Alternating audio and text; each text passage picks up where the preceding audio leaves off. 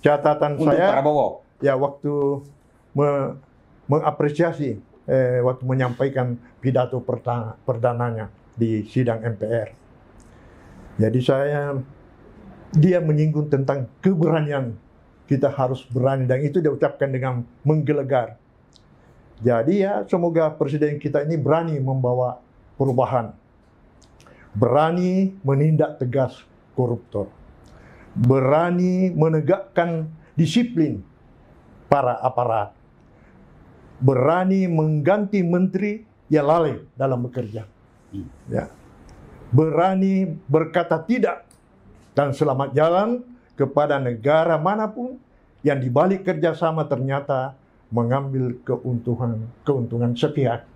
Jadi menolak kerjasama negara manapun juga.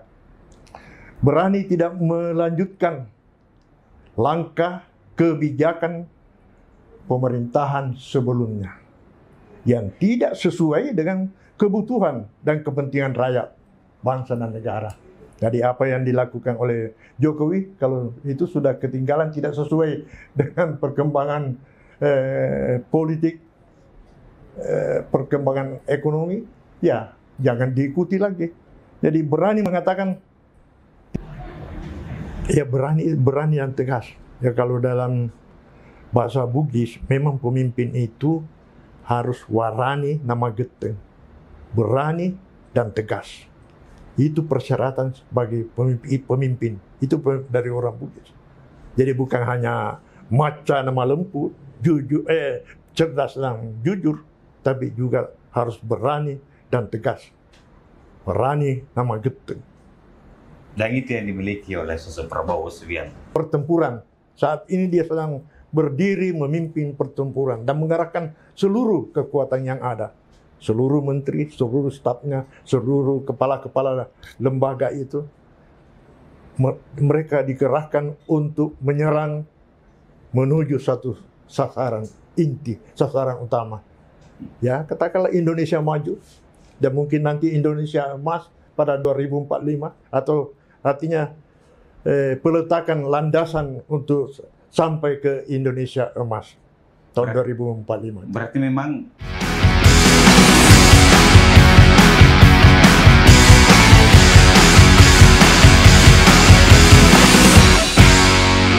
selamat datang di podcast Rakyat News. Saat ini kita kehadiran narasumber yang tentunya akan memberikan perspektif baru soal politik dan perkembangan isu di negara ini. Kak Aswar Paturisi, bagaimana kabar Kak?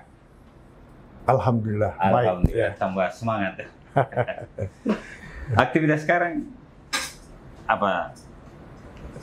Banyak kan di rumah. Di rumah ya. Usia sekarang saya sudah 81 lebih, ya. Jadi ya baca puisi di luar, ada undangan, dan nanti ini awal November ke Tegal untuk peluncuran buku dari komunitas negeri Poci yang sudah terbitan yang ke-14. Wah. Ya. Berarti sampai sekarang juga update soal perkembangan politik ya? Ya, saya juga tentu mengikuti sebagai warga, sebagai rakyat, mengikuti perkembangan politik karena kita menaruh harapan. Ini kan masa transisi, perubahan. Kita harapkan ada suatu harapan baru untuk republik kita ini. Kalau menurut Anda, ada tidak perbedaan ini antara transisi ini Jokowi ke Prabowo? Ini dua sosok yang jelas secara sepintas lalu, secara sosok mata. Berbeda kan? Iya ya. Ya Jokowi seperti biasa saja, tenang karena asalnya dia bukan hanya karena dari Solo, tapi dia memang dari wali kota dan dulunya tukang apa ini, mebel ya. Mebel ya. Ya. Ya. Kalau presiden kita yang baru ini, presiden yang ke-8, Prabowo, wah dia seorang mantan militer ya. Jadi dalam pidato perdananya itu nampak benar. Dia tegas. Bahkan dikata mungkin dia gebrak mimbar dia gebrak mimbar. Iya, tapi tidak kelihatan. Dia seperti ada pengaruh atau ada titisan dari Bung Karno dalam menyampaikan pidatonya. Ya. Berapi-api, ya itulah juga Bung Karno. Dan itu karakter ya? Ya, saya kira itulah karakter. Dan itulah dia. Kita tidak bisa mengharapkan suatu yang berubah. Jadi seluruh menterinya, seluruh stafnya tentu harus mengikuti iramanya nanti ini presiden baru kita ini. Dengan jumlah 49 kementerian dan badan, ya, itu dalam posisi yang besar ya? Besar sekali, besar, sangat tambah besar. Satu komisi 13 juga tuh semua. Sangat besar. Sepertinya dia mengakomodir seluruh pihak. Ya tentu menteri-menteri yang diangkat itu, yang dipilih itu berdasarkan latar belakang, kemampuan latar belakang, ilmu, dan wawasannya. Jadi saya ibaratkan ini kayak dia itu kayak jenderal perang yang memimpin pertempuran. Saat ini dia sedang berdiri memimpin pertempuran dan mengarahkan seluruh kekuatan yang ada. Seluruh menteri, seluruh stafnya, seluruh kepala-kepala lembaga itu, mereka dikerahkan untuk menyerang menuju satu sasaran inti, sasaran utama. Ya, katakanlah Indonesia maju, dan mungkin nanti Indonesia emas pada 2045, atau artinya peletakan landasan untuk sampai ke Indonesia emas tahun 2045. Berarti memang dalam posisi yang dibangun ini memang dalam posisi menyerang ya? Menyerang. Coba menambah orang, menambah menteri. Kementerian dimekarkan, ya, dipecah. Ya. Kemudian ada kementerian baru lagi. Jadi memang tidak tahu apa timnya ini, atau memang Prabowo sendiri selaku presiden sebagai pemimpin perang ini telah memikirkan secara matang. Oh ya, tentunya ada pertimbangan. Ada pertimbangan. Mungkin ada nanti suatu perubahan, kita tidak tahu. Ada ya di pertengahan jalan ada sesuatu, ada apa, kita tidak tahu. Tapi sebagai rakyat, sebagai warga dari NKRI ini, kita menaruh harapan. Setiap presiden yang baru kita menitipkan harapan kita, dan mudah-mudahan itu terpenuhi. Jadi ini saya ada catatan sedikit. Iya, sih. Ada. Ya, catatan untuk saya. Prabowo. Ya, waktu mengapresiasi, waktu menyampaikan pidato perdananya di sidang MPR. Jadi dia menyinggung tentang keberanian. Kita harus berani, dan itu diucapkan dengan menggelegar. Jadi ya, semoga presiden kita ini berani membawa perubahan. Berani menindak tegas koruptor. Berani menegakkan disiplin para aparat. Berani mengganti menteri yang lalai dalam bekerja. Ya. Berani berkata tidak dan selamat jalan kepada negara manapun yang dibalik kerjasama ternyata mengambil keuntungan sepihak. Jadi menolak kerjasama negara manapun juga. Berani tidak melanjutkan langkah kebijakan pemerintahan sebelumnya yang tidak sesuai dengan kebutuhan dan kepentingan rakyat, bangsa dan negara. Jadi apa yang dilakukan oleh Jokowi, kalau itu sudah ketinggalan, tidak sesuai dengan perkembangan politik, perkembangan ekonomi, ya jangan diikuti lagi. Jadi berani mengatakan tidak melanjutkan. Berani tidak melakukan kegiatan yang hanya syarat pencitraan saja. Nah, ini dia. Ya. Jadi jangan ada kegiatan pencitraan. Jadi inilah kabinet ini diarahkan untuk ya banyak teknologi, ekonomi, pemerintahan, sosial, politik, dan kebudayaan. Jadi ada ya terutama juga masalah HAM, masalah kemanusiaan, dan ada lembaganya percepatan yang kemiskinan. Iya, kemiskinan. Nah, Lembaga baru ya yang dibangun. Pengentasan kemiskinan yang itu dipimpin oleh Budiman Sujatmiko ya. Ya mudah-mudahan sebagai anak muda barangkali bisa berbuat lebih banyak. Tapi kalau kita bicara soal pencitraan, Ya, apakah perlu misalnya Prabowo melakukan pencitraan? ya, ya saya kira dia tidak perlu lagi pencitraan.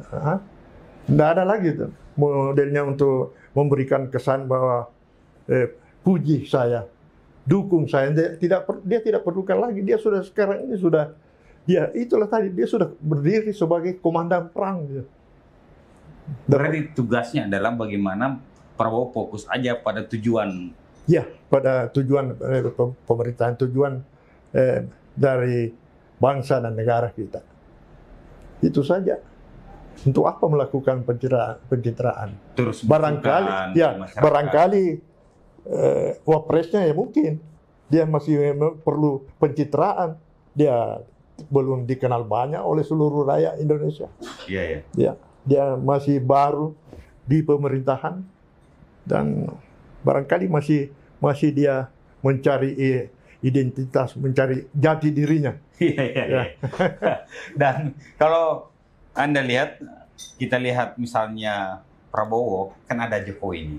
Ini kadang nanti menjadi sahabat politik, tetapi ini bisa juga menjadi lawan politik terkuat ke depannya. Ya bisa terjadi. Jadi mungkin artinya kelemahan yang dilakukan oleh Jokowi jangan lagi diulangi. Ya kalau saya pribadi sebenarnya pendukung berat juga dari Jokowi sampai kepada periode kedua. Karena saya melihat ini sosok yang sederhana, artinya dari luar ini. Sosok yang sederhana, yang jujur, yang selalu bekerja, dan pedoman prinsipnya itu, motonya itu kerja. Jadi setiap hari kerja. Dan dia memang kemana-mana, sampai di Papua sana, sampai negeri di pulau terluar, tempat jauh dia datangi. Dan infrastruktur di daerah-daerah Papua misalnya, jalan-jalan tol di sana dia bangun. Ya, jadi ya cuma sayang. Ya saya termasuk, bukan cuma saya, termasuk para pengamat politik, bahkan tokoh pers, tokoh wartawan kita, Gunawan Muhammad, ya bahkan sampai berkaca-kaca, berlinang air matanya ketika diwawancarai oleh, kalau tidak salah, Ros ya. Oh ya, Ros. Ya, dia pendukung berat juga dari Jokowi. Bahkan barangkali lebih lagi dari saya karena dia mendanai kegiatan. Dia bikin kegiatan-kegiatan. So dia kebetulan mampu untuk itu. Dan Gunawan Muhammad seorang intelektual, seorang yang melihat keadaan dari kacamata objektif. Itu sangat kecewa. Saya sama pemimpin dari salah satu lembaga survei, saya katakan bahwa ending dari Jokowi sayang sekali tidak elok. Nah, endingnya ya? Ya, ending. Saya di endingnya itu sayang banget. Kenapa mesti memaksakan putra sulungnya untuk menjadi wakil presiden? Kenapa? Sayang sekali. Bukan saja itu, kalau memang misalnya memang juga dipilih oleh para partai pendukung, dan kemudian juga Prabowo setuju untuk menjadikan Gibran sebagai wakil. Kalau itu jalannya begitu saja, itu boleh saja. Tapi ini mengubah kemarin. MK, Mahkamah Konstitusi, dari umur ya. Berarti yang memang terlihat, tetapi kan presiden ini kan Gibran, Jokowi, kemudian Prabowo sendiri. Menurut Anda apa sih mesti harus dilakukan Prabowo ke depan? Tapi dia dibantu dengan banyak menteri. Dia bisa tidak Ini ban serep ini, Wapres. Iya. Nah, dia bisa tidak gunakan itu. Sewaktu-waktu saja. Kan namanya serep. Nanti dipakai ketika Dibutuhkan ya. dibutuhkan. Iya. Kalau tidak dibutuhkan ya sudah. Ke sana saja urus itu makanan bergizi itu. Iya. Sekarang dia hari ini dia lakukan lagi kegiatan mengunjungi apa itu SD untuk menyaksikan atau membagi susu untuk siswa-siswa SD itu.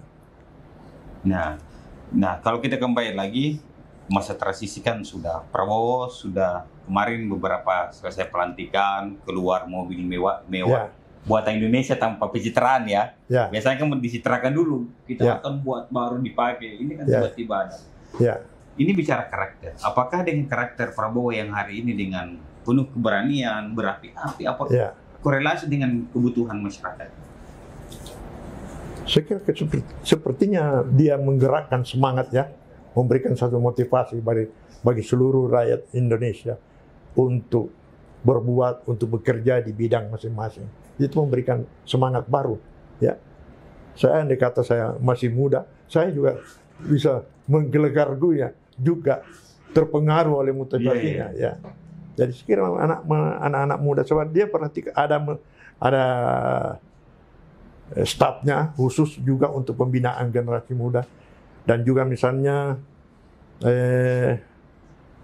Menteri Kebudayaan Fadlizon, itu orang yang tepat juga sebab dia memang dari budayawan ke politik. Dia seorang budayawan yang berpolitik. Fadlizon itu ya menurut keterangannya sendiri memiliki 125.000 buku.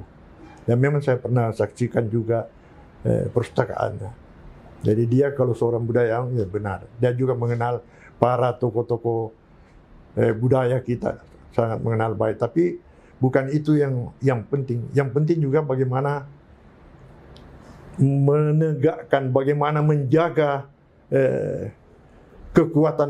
kekayaan budaya Indonesia.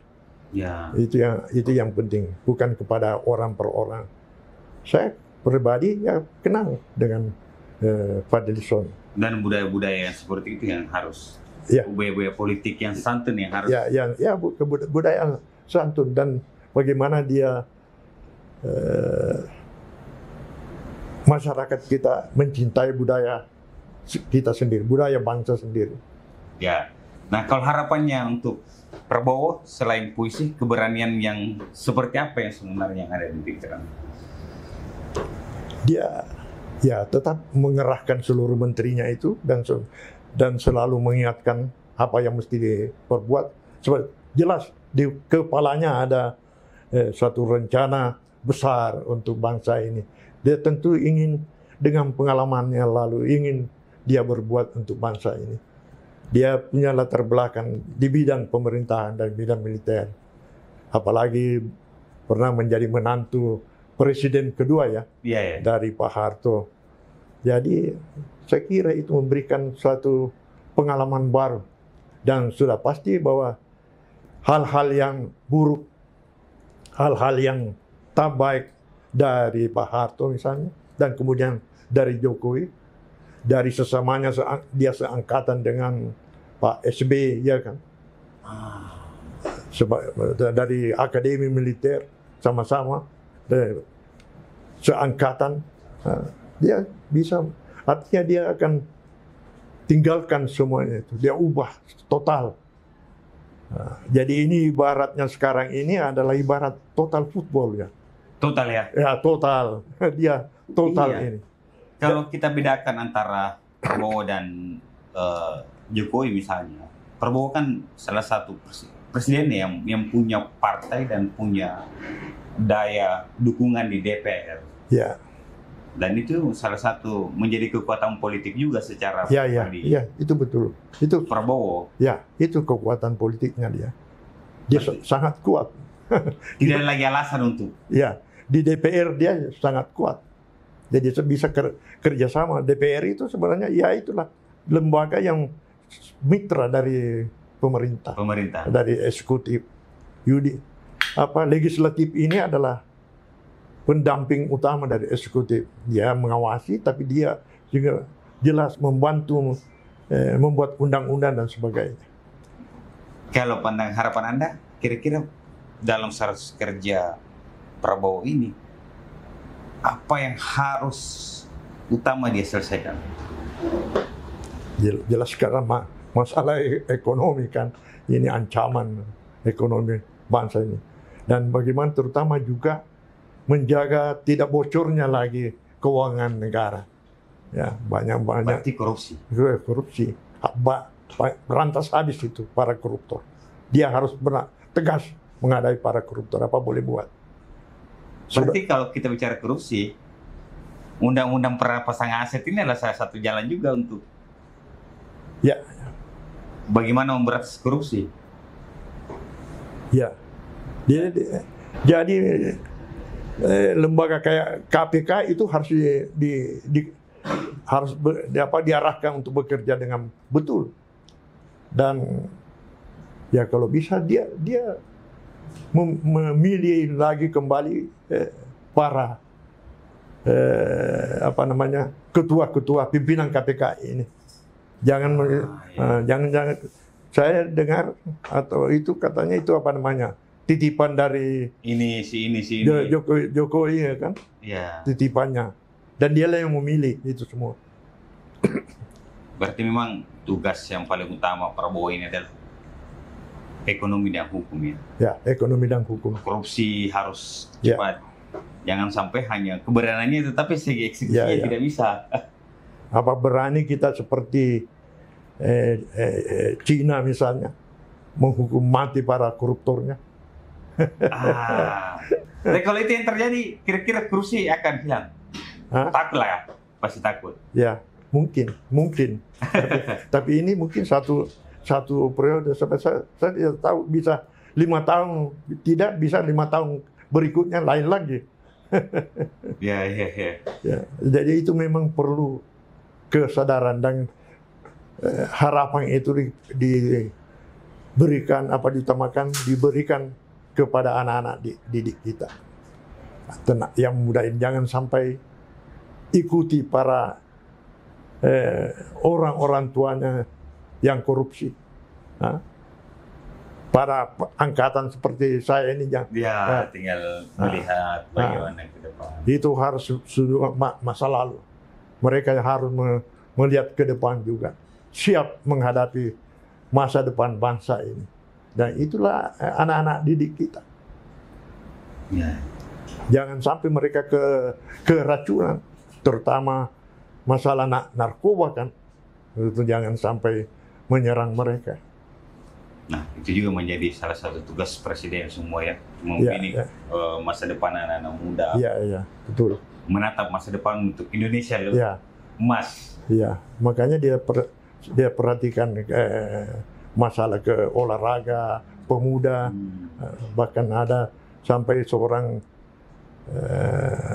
dan sebenarnya katakanlah artis Raffi Ahmad dikerahkan untuk membina yang muda ini, para pekerja seni.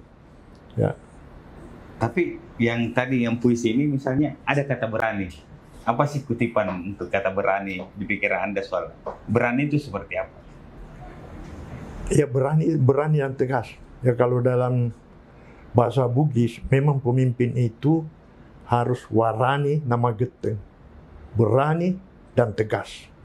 Itu persyaratan sebagai pemimpin. Itu dari orang Bugis. Jadi bukan hanya maca nama lemput, jujur, cerdas dan jujur, tapi juga harus berani dan tegas. Berani nama geteng. Dan itu yang dimiliki oleh sosok Prabowo Subianto. Ya, dia di ada pidatonya saya dengar di sana di Makassar. Dia memuji bagaimana itu pelaut-pelaut yang berani, dan itu dari orang-orang Bugis Makassar. Dan dia kagum pada keberanian orang-orang Bugis Makassar menjadi pelaut, itu mengarungi lautan, ya kan. Dan kemudian pada mengakhiri pidatonya dia teriakkan itu 3 kali, ewako, ewako. Berarti ada makna yang Ya. dalam ya. Saya kira mungkin. Dan orang-orang dari Sulawesi ada berapa ya? 8 orang ya. 9 ya. Menjadi menteri Iya. ya, dan wakil menteri ya, dan staf itu 8 orang, luar biasa. Ada seorang perempuan siapa? Mutia Hafid. Mutia Hafid ya. Ya, saya kebetulan kenal ayahnya.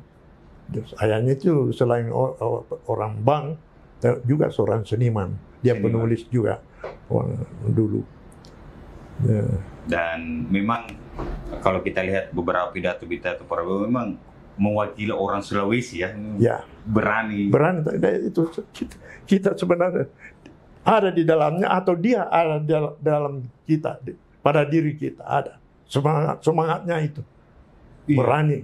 Dan Dia tidak pernah hadir dengan loyo, ayo Ya. kita dapat ya.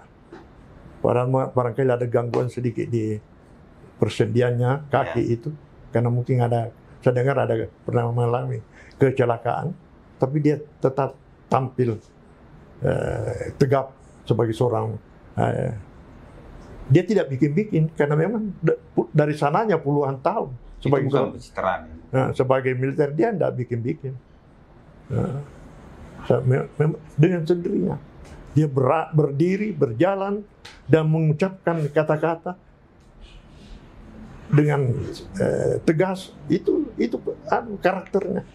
Itu juga dari sananya, dari pendidikannya, dari pengalaman hidupnya. Ya, mudah-mudahan ini tidak berlebihan. Kita berharap dan tidak mengecewakan kita. Iya. Semua berharap, masyarakat semua berharap Berharap bahwa ya ada hal baru. hal yang baru, presiden baru betul-betul fokus. Ya, Dengan tadi harus posisi serangan bagaimana Ya, ya. mencapai Indonesia emas. total football itu. Total football. Semua amunisi diturunkan. Diturunkan. Iya, iya. Dan kita berharap bahwa memang podcast kami fokus bahas soal politik, bagaimana perkembangan politik di Indonesia, dan ini menjadi ruang-ruang untuk ya bicara santai soal politik, Ya. bagaimana kebijakan-kebijakan Prabowo, bagaimana kebijakan-kebijakan menteri dan DPR, semua kemudian kita akan bahas. Ya. Dan Kaspar ini bukan yang terakhir, tentunya akan banyak isu-isu politik yang kemudian kita akan bahas. Ya. Dan harapan untuk Prabowo, pindahnya antara Jokowi dan Prabowo, Ya. apa yang ingin disampaikan. Ya. Dan kedekatan ini kira-kira berteman hari ini belum tentu menjadi berteman di akhir, jangan sampai Ya. menjadi lawan yang Ya, kuat. bisa jadi perbedaan. Ada perbedaan. Biasanya juga guru dan anak menantang gurunya kan. Iya. Murid menantang gurunya. Iya. Nah, karena dia menemukan hal baru. Ya, selamat tinggal ajaran guru kalau dia memang menemukan yang baru. Ya, jadi sama Prabowo ini kita pokoknya jangan lagi mengulangi apa yang dilakukan oleh Jokowi, maksud saya terutama ending yang tidak elok itu. Ending yang tidak elok. Andai kata endingnya itu elok, dia pantas untuk dicatat sejarah. Inilah tokoh presiden ke-7 kita ini, presiden yang memang benar-benar adalah membawa harapan rakyat, memang dicintai oleh rakyat dan patut untuk dikenang. Mestinya kalau endingnya elok, tidak menggunakan MK, maka konstitusi, tidak menggunakan pamannya Gibran itu. Iya. Ya, jangan sampai, dan jangan ada pikiran soal ini bisa terjadi tuntutan untuk agar Gibran mengundurkan diri itu berjalan terus, dan walau entah apa yang akan terjadi. Termasuk Papa ya. Ya itu pupu papanya itu. Dan saya rasa Prabowo juga sudah melihat Ya. gerak-gerik politik ini. Oh ya, dia tuh tahu bahwa pendampingnya ini anak kemarin. Tetapi sebagai masyarakat yang mengingatkan juga ya, Ya, fokus pada tujuan, kemudian total football. Dan mungkin itu kan podcast kita hari ini. Ya, Tentunya ini bukan yang terakhir. Jadi Kasvar ini menjadi narasumber kami, Ya. seorang jurnalis senior, penulis, budayawan, dan saya banyak biografi luar biasa. Dan sangat berterima kasih sudah hadir di Ya. podcast kami. Terima kasih, sama-sama. Dan tentunya isu-isu politik ya seminggu sekali Ya, bicara ya. soal isu politik itu bisa menjadi budaya-budaya. Ya. Kami harap bahwa diskusi-diskusi ini memberikan gagasan baru, memberikan referensi politik untuk masyarakat Indonesia. Ya, insya Allah. Terima kasih banyak Ya. sahabat Rakyat News. Assalamualaikum warahmatullahi wabarakatuh. Assalamualaikum warahmatullahi wabarakatuh.